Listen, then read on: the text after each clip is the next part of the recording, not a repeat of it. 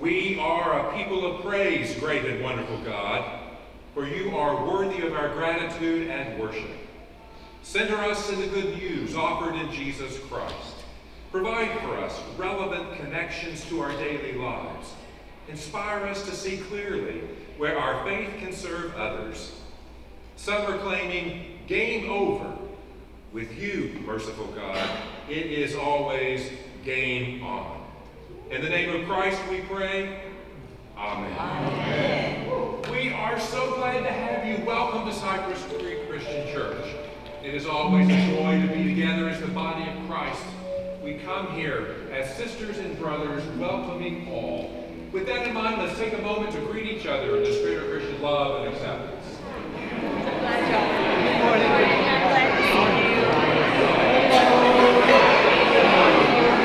Good morning. Howdy. You got the Astro colors on. Good morning. Good color. Good color. Exactly.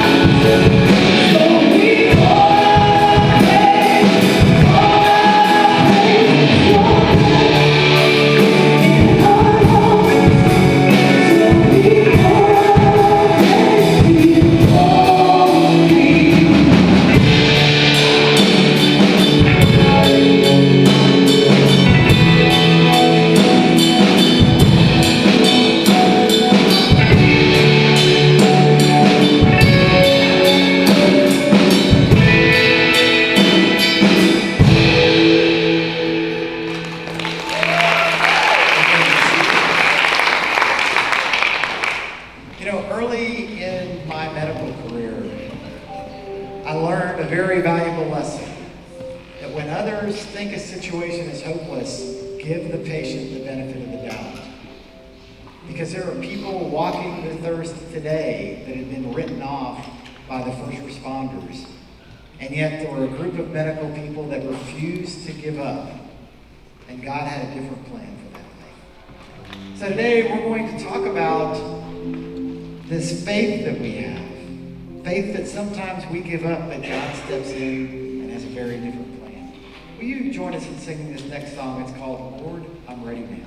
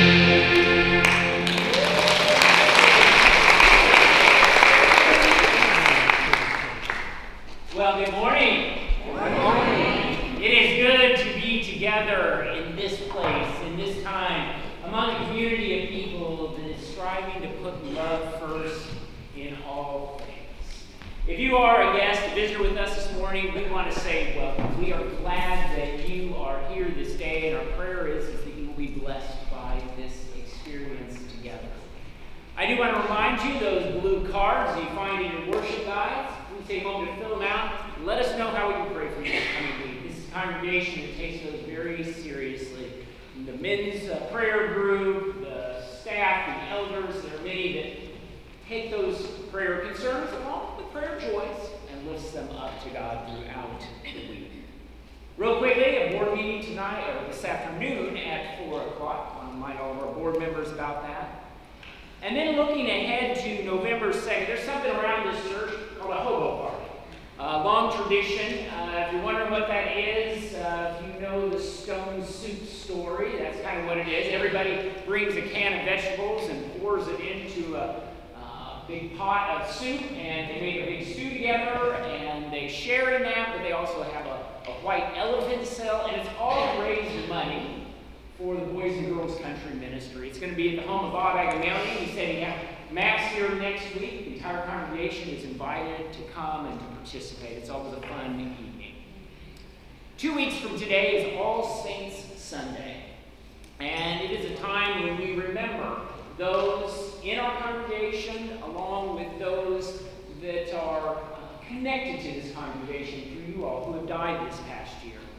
If there is somebody that you wish to have remembered, please call the church office this week and we would gladly add those names. Well, quickly, lifting up the Dickens Market coming up on November 15th and 16th. A wonderful, every corner of every building is filled with different individuals who set up booths and sell crafts, and it's just a fun couple of days. So make sure that's on your calendar and you plan to come and be a part of it. And then finally, I want to just once again lift up this building a training center for the Love First life. As we think about 2020 and we think about how we maybe restructure ourselves a little bit as a congregation, where we place the emphasis, what we're asking you all to do, and we handed out last week and there are more out just outside the doors of the sanctuary, is our estimated giving cards. This helps us to plan our budget for the following year so that we can go ahead at the beginning of the year to tell ministries and staff, go ahead, because we believe that the money's going to come in. But one of the things that I want to clarify with this is when we talk about building a training center for the Love First Life, we're not building another building, folks. We're not adding an extension to any existing building. Let's be very clear. We have all the physical space we need. This is about building lives. This is about shaping individuals. This is about forming faith. And we are going to be helping people to better live into this Love First life. There's been some confusion on that. A few weeks ago on the front of the building, or worship guides, we tried to explain that. My devotional on Tuesday reinforced that. But I'm going to invite you to help me out here. So I'm going to invite you to repeat after me. We are building a training center. For the Love First life. It is not. Another building. It is not. Another structure. It is not. Another edifice. It is our identity. Our way of living. We are building lives. Shaping attitudes. Forming community. For the work of putting love first. In all things. In all things. Amen. Okay. Just see how it's soaking in. We're going to do a quick test. Are we building another building? No. Okay, you passed the test. But it really is pushing us to say, okay, here's our vision, here's our mission. And it's about putting love first. It's helping individuals and families to live this Love First life. It's one thing to say it, it's another thing to say to parents, how can we help you in your family context to put love first? For those of you that are struggling in the workplace with that one coworker, how can we help you live the Love First life? For you who are living in whatever it is, how can we help you? So we are about building a training center with the existing buildings that we have, but making sure that we offer staffing and programming to help with that. Well, today, as we continue talking about the heart of the love first life, we're going to be looking at Genesis 18. Real quickly, the background here: Abraham and Sarah were given a promise like 70 years earlier or so that they would become the parents of what would become this great nation. And the time has passed, and nothing's happened. And then these three guys show up, messengers from God. They don't have wings, but Abraham opens up his home to them, shows hospitality, provides them a meal, cares for them.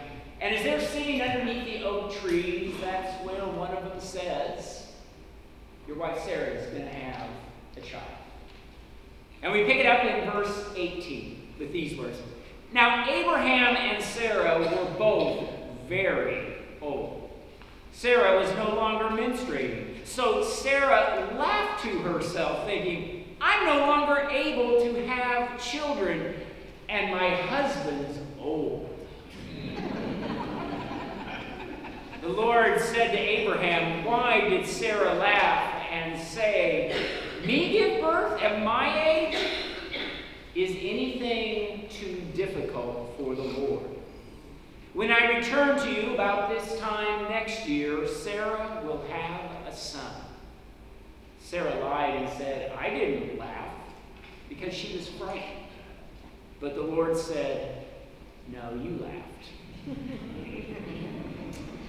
May God bless our hearing of these words. Will you join me in prayer? Provide us ears to hear, spirits that are available, and minds able to discern all that you share with us, Lord. All that you share through these ancient and beautiful stories. Amen. Years ago, I was keynoting a high school church camp. And this was the text on the second to the last day of the week. The high schoolers were tired. Would they even stay awake for the keynote? I read the scripture, no engagement, no point of connection, lots of yawning and glazed over eyes. So I reminded them that Abraham was almost 100 years old, and Sarah wasn't too far behind. And they had just been visited with divine messengers telling them that they were going to become parents. So I said to the youth, I can only imagine that later that night, Abraham put on some Luther Vandross. Sarah dimmed the lights, as they were going to be making a kid in the old-fashioned way. And I couldn't even go on with my lecture at that point. The kids were going, I go preach to my grandparents, stop! I had them at that point. There was going to be no falling asleep. We laugh as Sarah laughed. But let's be real honest.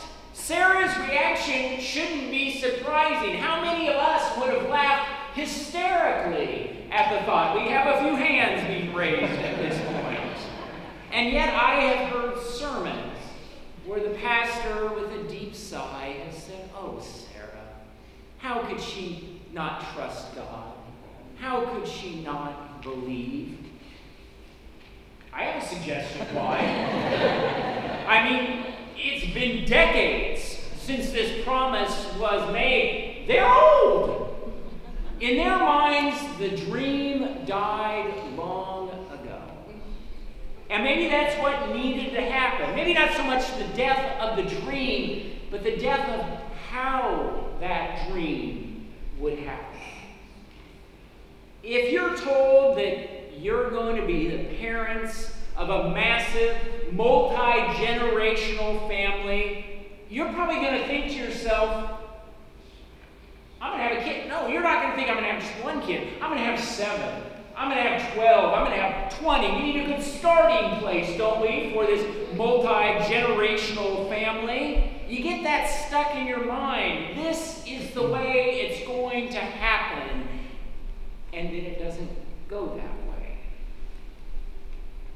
You're quick to assume then that the dream, the hope, the destination, the vision won't happen.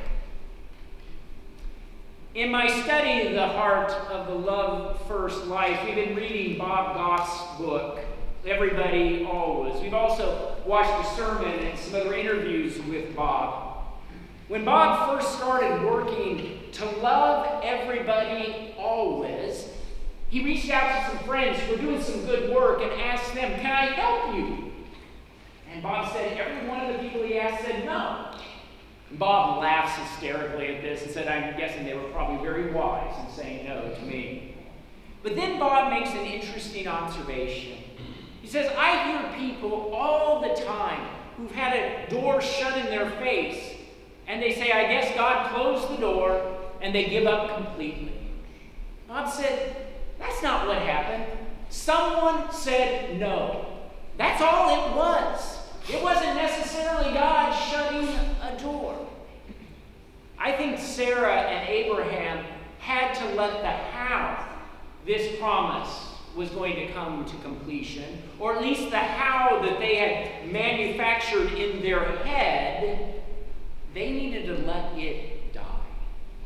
So often we cling, we obsess, we become preoccupied with our narrowly constructed plan, maybe a poorly designed plan, and we do not perceive what God is doing. And we're shocked when God shows up in a different way with a different how. Maybe you are working with someone who has an addiction, and that person won't follow the plan that you have set out. Or maybe you have a child or a grandchild that is in college, and that individual's not doing real well, and well, they're not going to follow the plan that you are certain they should have been following. Or maybe you're going through a time of grief. Maybe it was a death, maybe a divorce.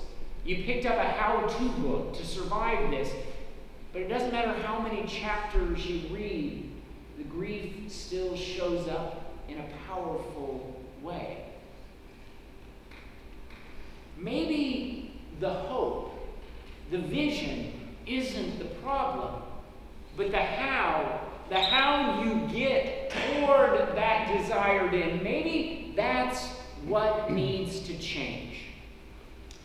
Reverend Harris served as the senior pastor at First Christian Church in Mishawaka, Indiana for a number of years, long before I ever went there as the youth minister. In fact, he died a couple years before I even started seminary. But when I got to the church, wanting to know a little bit more about the church and its history, I went to these two big filing cabinets that stored all of his sermons. He'd been gone for years and said, yep, they were still clinging to those old sermons. I pulled out about 30 of them, maybe 40 of them, took them home and read them, hoping to get a sense of the church's history and what had been happening. And they were really quite good and insightful. And one of the things that I found interesting, in two of the sermons, there was this reoccurring idea. Reverend Harris wrote, sometimes we need to take our plans to the waters of baptism and hold them under the water a little longer, so that what rises is not our plan, but God's plan. Or maybe, Reverend Harris wrote, maybe we need to put our plans in the tomb and let them bake a little longer, cooking our desire out of them and to make room for God to be the yeast that raises them. At first, I thought his analogy of tomb and baking was a little odd, strange. The mixing of the metaphors just didn't work. But over time, I came to kind of like it, to be honest, because there are things that we do need to let die. But maybe not the whole idea, maybe not the main point, maybe not the destination or the desired end, but the how, the pathway, the plan for reaching that destination. That's what needs to die so that God can give it new life. As we talk about living the love first life, as we become passionate about building a training center, not with brick and mortar, just to remind you, but a training center for this love first life, there are going to be moments when our plans individually and corporately do not work out. Our plan simply doesn't get us where we want to go. And maybe we don't let go of the whole idea, maybe just our plan for the how. Maybe that's what needs to change. Maybe that's what needs to die. As Bob Goff suggested, when Joe over there says no, and we think at that point we have to give up the whole thing, maybe that's not right. Maybe we just need to put it in the tomb and let it bake a while longer. Bake out of it our woundedness because Joe said no. Or maybe bake our ego out of it to make room for God to really enter in. The scriptures are filled with stories like that of Abraham and Sarah, where a promise, an idea, a dream appears to have failed. And if we close our Bibles at that point in the story, we can become pessimistic, jaded. Or if we continue to read, what we will discover is how a self-designed plan, even the best made plans, will falter. Quite often they will fail, but God finds another way. It may be a plan that is not to our liking. It may not be the plan that we would have designed. It may not be even us in leadership. But God finds another way. As many of you know, I went to go visit my mother a couple of weeks ago. And visiting Nebraska in early October, I wasn't too sure what the weather was going to be like, and it was chilly. But the thing I was really looking forward to, when I was excited, was to see the fall colors. The trees changing, the fall foliage, coming into full brilliance. It's always been one of those God moments for me to see that rich diversity of color. It can stop me in my tracks. And it's something that I miss since moving to Florida and now to Texas. So I invite you to take a look at this picture. That's a picture that I took off the internet. Because there was not a single leaf that I could find that had changed colors yet. I drove through 2 parks trying to find a leaf that had changed colors, but not one. I was so disappointed, and I became a bit grumpy. I had 2 separate conversations on my way home, one at the Omaha airport and one on the plane itself, expressing my disappointment. And the person on the plane, who had just come down from Herman, Nebraska, about 45 minutes north of Omaha, she had the gall to tell me, oh, the leaves are changing beautifully in our area. I got home early last Saturday morning, still disappointed, griping and bemoaning the fact that I had not seen these beautiful colors. Last Sunday, I shared my disappointment with some of you. But Monday's my day off. And I had mowed the lawn. And I had a moment out in the backyard, and I sat down, looking around. Of course, there wasn't any leaves changing color. I had palm trees in my backyard. But I had one of those moments when I began to laugh at my drama, at kind of my over-the-top theatrics in regard to not seeing the fall colors. And at that very moment, I I looked, and not at something that was changing colors, but I saw this, another photograph here.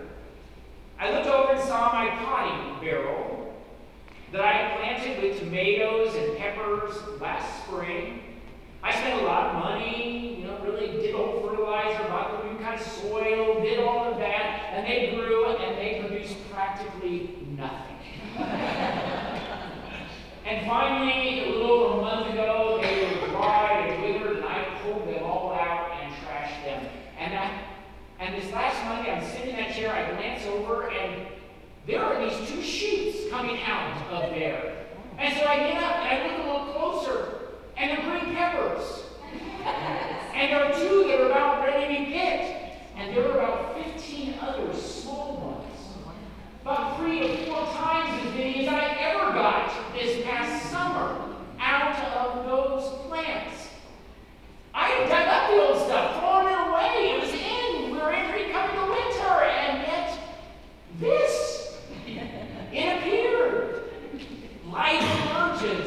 It finds a way. And strange, even though I have been disappointed in not seeing the change of colors, God was still there. God still found a way of saying, hello. It was as if, as I sat on the back patio last Monday, my expectations of God got put in the tomb and baked a little longer. It was just for a few moments, but something else emerged. Something else became visible. It wasn't the fall colors that I wanted. It wasn't what I was looking for. In fact, if it had been left up to me, it would have looked completely different. There would be oranges and yellows and some browns in that. But it was an excellent reminder that there are hints of God and who God is and what God is like, assuming we don't get stuck in the how it's supposed to happen. If we don't get stuck in what we've conjured up in our minds as the way it's supposed to work. Living this love-first life is going to be tough if we take it seriously. It's going to be challenging if we do it right. So there are going to be some disappointments along the way. Moments when the timing isn't right. When others refuse to get on board, when someone becomes an obstacle, or maybe our ego is trying to control it too much. And in such moments, we need to toss our plans into the tomb and let them bake a little longer, trusting that God will give life. Maybe not the way that we would have thought, or dreamed it, designed it, or even wanted it. But God will find a way. God always seems to find a way. You join me in prayer. God of life, God of new life, rebirth, renewal. This morning we pause to name first our disappointments. When the best made plans do not produce, do not come to fruition, do not materialize the way we had dreamed they could. Come alongside us, Lord, and help us, so that we do not allow our disappointments to skew our perception of the possible. Encourage us, where needed, to let our plans, our self-designed schemes, to die if need be, to make room for your alternative. So often we can become disgruntled, discouraged, and we're ready to give up. Maybe the where we are going is exactly where you are calling us to go, but the path that we have chosen is not quite right. Give us both the strength and the humility to let go. To let it go back into the tomb and let it bake a little longer. To bake out of it whatever needs out of it. And allow you to become the yeast that will allow that new plan to arise. We ask all of this now in the name of your wonderful gift, Jesus Christ.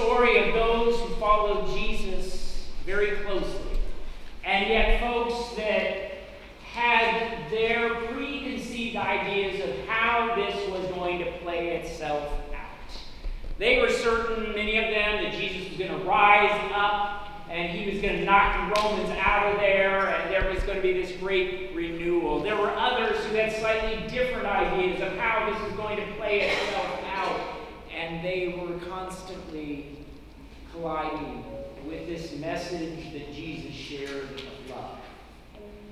And it was as if they needed to put their own ideas into the tomb just a few days later with Jesus and let them die, so that with Jesus' resurrection, he would bring with him a vision of the how. How are we going to get to the end? How are we going to get to that vision? It's by continuing what Jesus did, and that is to love. To love even to the point of the cross. To love, to demonstrate that kind of grace and mercy and kindness. When we come to this moment, maybe there needs to be a little self-reflection and confession. I'm really attached to that how. Is that really God, or is that just my ego? Or is that just my desire to be in charge? Or is that just, maybe I just need to let it go? And if it is a God, maybe it will rise back up in a way that says yes. Or maybe, just maybe, if it needs to die, it will die. As we come to the table this morning, first and foremost, know that the love of God is revealed in this meal. That kind of love says to each and every one of us, we are welcome here. And in just a few moments, those of you in the main section, you'll be invited to come forward, to take a piece of bread, dip it in the cup, and partake of the elements. Those seated on the back row, elements will be brought to you so that you can receive them. And up in the balcony, there will be stations for you. This is the Lord's table. And it is the love of Jesus Christ that is made real in simple things like bread and cup. May we encounter the how, which was love, that Jesus so beautifully displayed, and then ask ourselves, how do I utilize that how in my own life? Let us prepare now for a time at the table.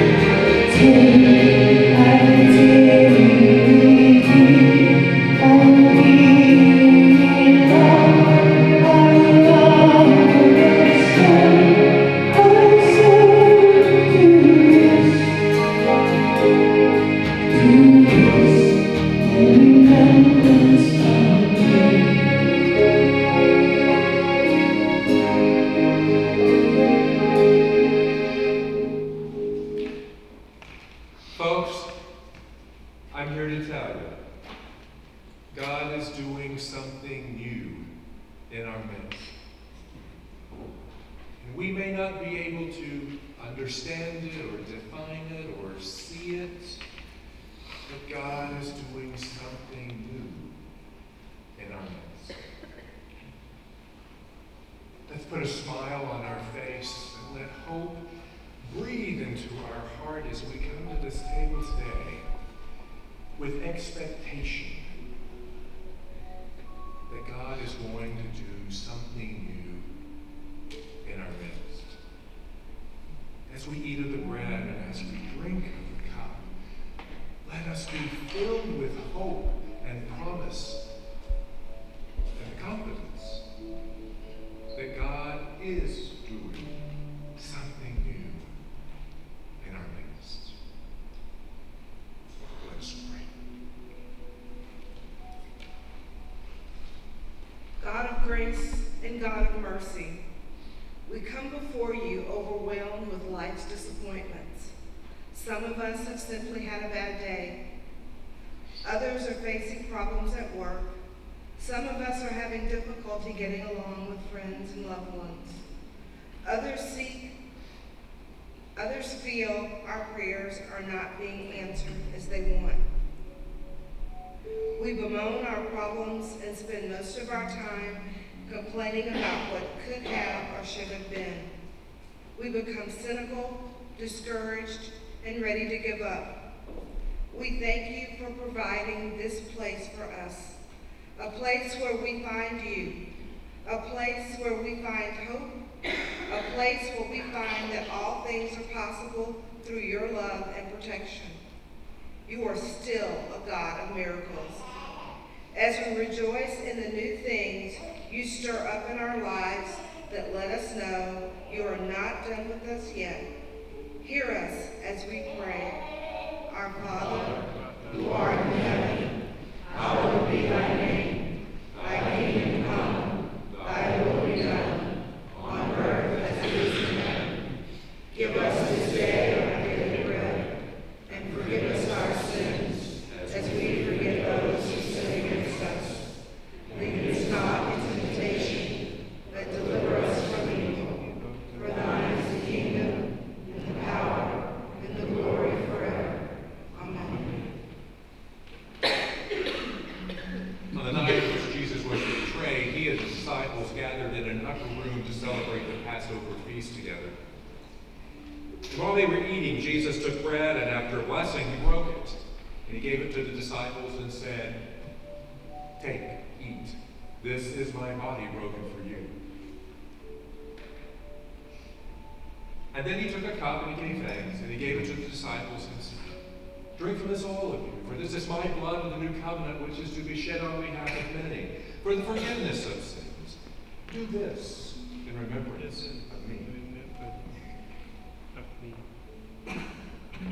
Sisters and brothers, the table has been set, all has been prepared. Come, let us dine together.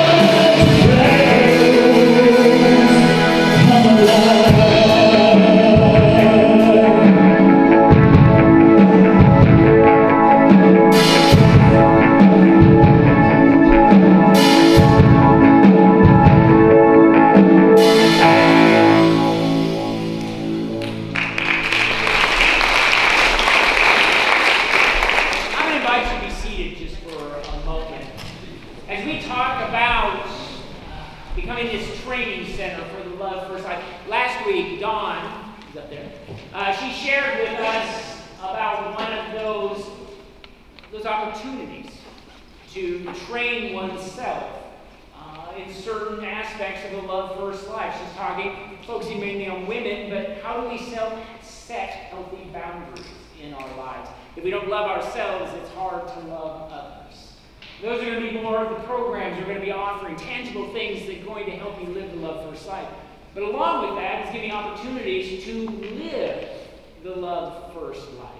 And Caitlin Jordan here is going to talk to us. If you don't know Caitlin, she is a graduate of Bright Divinity School and ordained disciple minister. She's one of our elders. And she works in the nonprofit world. She's going to tell you a little bit more about it. Good morning. Good morning. How many of you here are either friends with or have a loved one who has memory loss? Yeah, that's about how many we saw at the earlier service. There are currently 5.8 million people in the United States living with Alzheimer's disease. 1.38 million of them are living right here in Texas.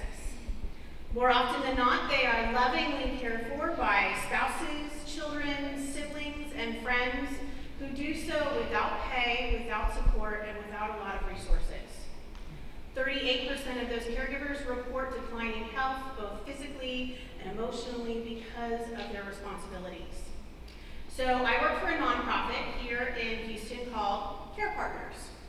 Our mission is to provide support, education, resources, and respite to family caregivers and quality, no-cost care to individuals living with memory loss. One of the ways that we do this is through a respite and activity program called The Gathering Place. This is not the women's ministry. This is something different. The Gathering is a 3.5-hour highly engaging program specifically with individuals living with mild to moderate memory loss. Planned activities strengthen motor and social skills through games, music, crafts, entertainment, socialization, all of that. Family caregivers then receive 3.5 hours of respite to go do what they need to do to take care of themselves. In the coming months, as part of Cypress Creek's efforts to build our training center for the Love First Life, we will be partnering together, my nonprofit Care Partners and Cypress Creek, to create a gathering place here at the church. And we need volunteers who are willing to commit a couple hours a month, this is not a huge time suck of your life, to socialize and serve with this really fun community. If you want more information, I would ask that you just give me 10 minutes in room 3 down the stairs right around the corner, and I will tell you a little bit more about the program. We need men and women, young and maybe not so young volunteers. And if you can't serve during the week, this is a program that meets on one Thursday a month. We have other ways to serve outside of work hours, so we can use help from everybody. Like I said, men and women, you're all welcome. Even if you work during the week, come and hear what I have to say in just 10 minutes. That's all I need. It's not a commitment. Thank you.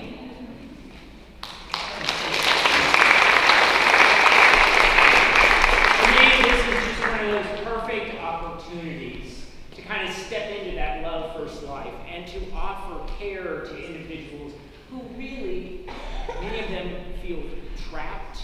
Many of them feel lost at home as they are caregivers and they feel alone, and this is an opportunity to give them just a time to breathe. And what a great opportunity for us to come alongside those who are struggling with memory loss and to serve them and provide them care as well. As Caitlin said, if you can't come on Thursdays during the day, we also provide the meals. So maybe you can make a crock pot or whatever to bring that day. So I hope you'll take a few minutes then to chat with her after the service. As I did last Sunday, and that was to skip right over the closing song. I'm not going to do that this morning. But I am going to do what we do every Sunday, and that is just an invitation. An invitation to anyone who would like to make Cypress Creek church home. Anybody that would like to give their life to Jesus Christ. Know that that invitation is offered. it is put before us. And we now sing together, offering that opportunity for us to say together that this is community, that we are community, and we are blessed with all who decide to connect their lives here. If you're able, let's stand up and let's join us.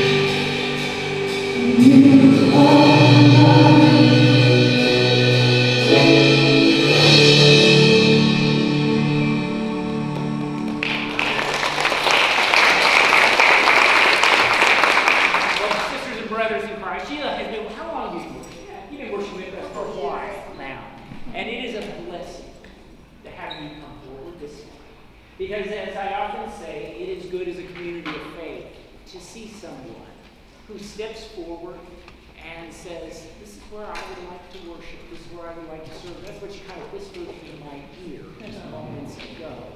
And, for those of us that have been around for a while, that's just really a blessing.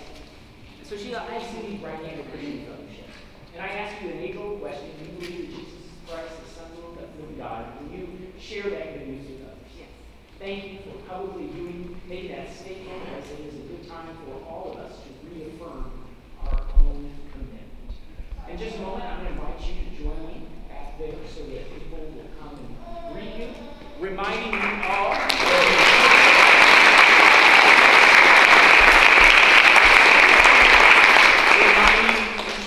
to introduce yourself with each other on a regular basis so that we make sure that we get deeper connections with one another.